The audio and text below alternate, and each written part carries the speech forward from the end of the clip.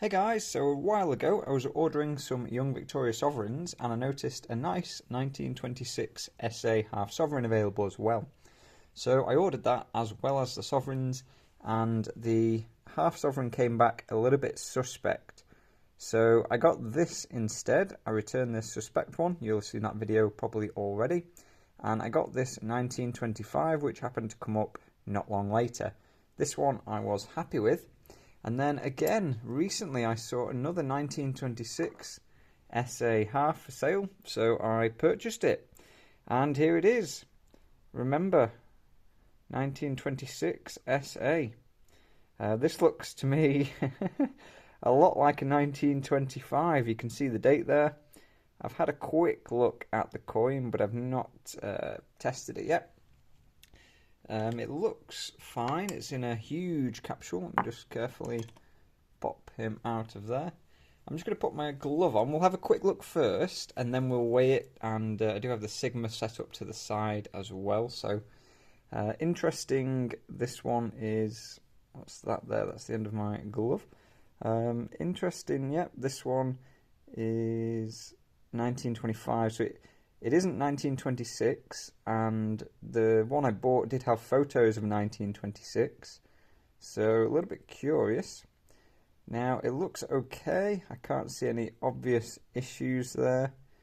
We'll zoom in a moment, but let's just whip him onto the scales. So, remember, for a half sovereign, we are expecting, up to 4 grams, but around 3.99. So, I'm just going to pop that on there and tear it.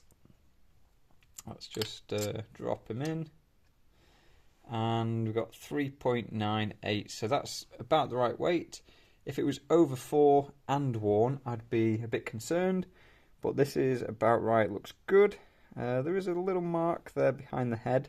It's not actually deep, it's just in the sort of surface finish, so it's not like a scratch as such into the coin itself.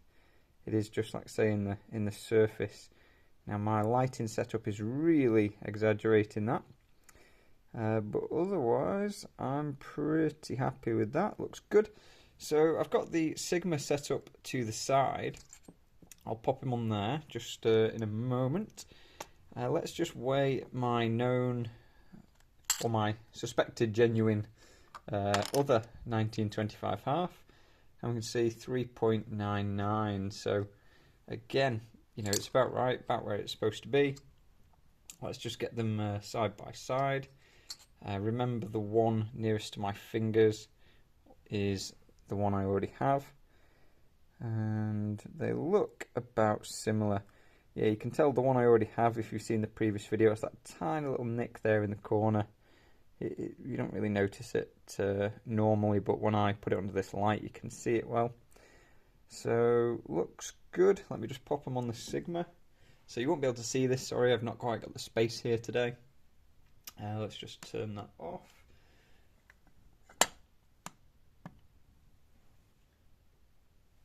So all is looking good on there. They're both showing the exact same reading on the Sigma, and I'm happy with that. So the half sovereigns are a little bit difficult to measure with the Sigma verifier.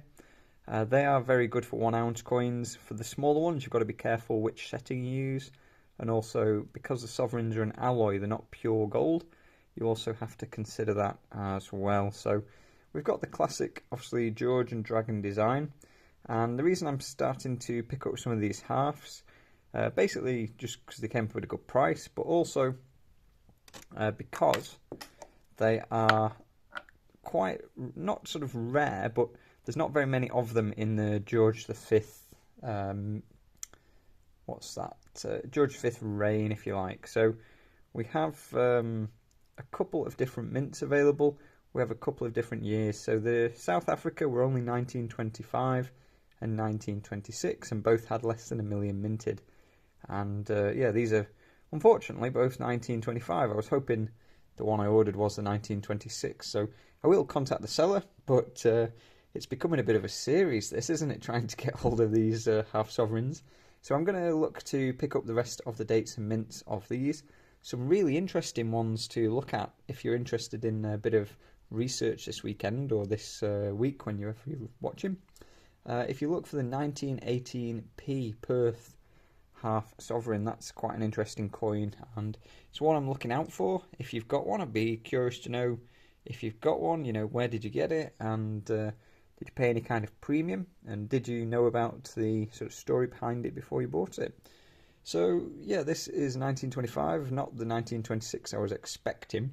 I will keep this coin. I'm not going to return it just because the date's not the one I asked for. If there is a 1926 though, I will buy that as well. And hopefully we'll have another video where we get in a bit closer to the half sovereign dates and mints run of George V. Also picked up this a while ago. This is just a little piece from the desk. Obviously you've got a T-Rex, Sovereign Saurus and all that. And this is, I think the guy's Liquid Metals UK. So it's just an ounce of silver.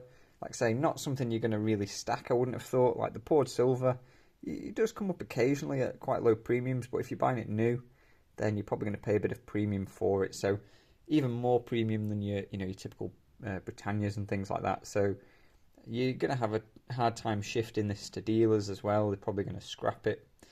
Some might be able to sell it on, it just depends on the dealer. But as a a little piece for on the desk, quite nice, and I like that. Quite happy to have that. And also the sixpence holder, you can see here this little brass looking. I don't think it is brass, but brass coloured. I was just curious whether the half sovereigns would fit in there. Tell you what. That's going to scratch. I'm not going to do that with the coin just yet. Let's just compare though these two. So that is a sixpence on the side there. Yeah, I was wondering, just something that occurred to me. I wonder if in the past people perhaps would like gold plate the sixpences to make them look like a half sovereign, because I figured they were very similar size, and they are very similar dimensions there. I'll have to check what the official ones are, but yeah, like I say, I did buy this originally thinking, oh yeah, it'd be nice to put a few bullion halves in there. I'm not going to put that one in, but if I get some, just clangers, I will pop those in there. We've also got a couple more shield sovereigns, but I'll talk to you on another video about that. So, yeah, the story continues, these half sovereigns. Oh, and just a quick point, if you're still here, I've got a few different scales out in the background. And yeah, this one obviously goes to 200 grams in graduations of 0.01 grams. So that one's not too bad for weighing, small bundles of coins or something a bit heavier.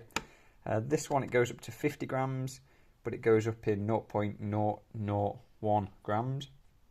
And then this big thing over here is like your kitchen scales. I think that does 5 kilos.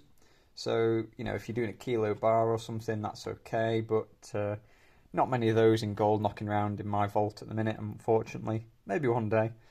That's good for, weighing up lots of, if you're collecting like old silver circulated coinage, it's good for that kind of thing. Obviously, these two scales wouldn't be much use for those. So, hope you enjoyed the video. Talk to you soon.